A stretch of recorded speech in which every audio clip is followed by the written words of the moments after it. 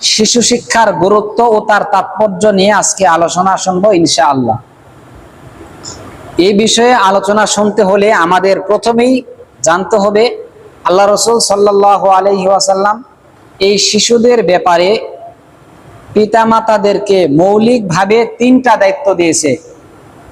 1 number দায়িত্ব দিয়েছে যে একজন সন্তান দুনিয়াতে আসার পরে সর্বপ্রথম ওই সন্তানকে সুন্দর একটা নাম রাখবে। এটা পিতামাতার উপরে সন্তানের একটা হক, যে মা বাবার 1 নাম্বার দায়িত্ব হইল সন্তানের সুন্দর একটা নাম রাখবেন। কারণ নামের একটা ভালো প্রভাব আছে, যদি নাম ভালো হয় এটার একটা ভালো প্রভাব তার উপরে পড়ে, নাম যদি খারাপ হয় এটার একটা প্রভাব তার উপরে পড়ে। তার কাছে সবচেয়ে প্রিয় 2টা নাম আছে, এই 2টা নাম আল্লাহর কাছে সবচেয়ে বেশি প্রিয়।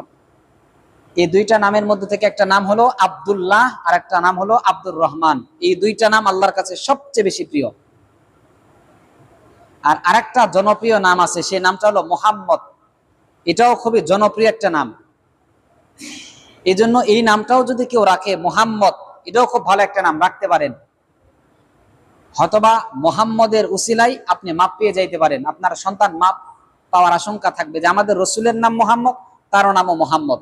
রসুলের নাম মুহাম্মদ, এই দৃষ্টিকোণ থেকে তার নাম রাখছে মুহাম্মদ। হতে পারে না আল্লাহ তাআলা এই উসিলায় মাফ করে দিতে পারেন।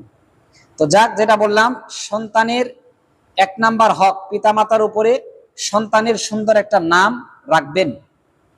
এটা 1 নাম্বার আমাদের দায়িত্ব। 2 নাম্বার দায়িত্ব হচ্ছে সন্তানকে দ্বীনের সঠিক জ্ঞান আমাদেরকে শিক্ষা দিতে হবে। এটা মা বাবার 2 নাম্বার দায়িত্ব।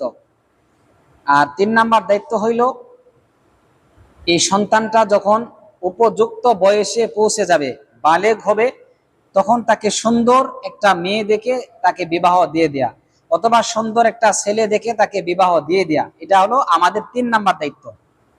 এই 3টা দায়িত্ব মৌলিকভাবে আল্লাহ রসুল সাল্লাল্লাহু আলাইহি ওয়াসাল্লাম আমাদেরকে দিয়ে রাখছেন।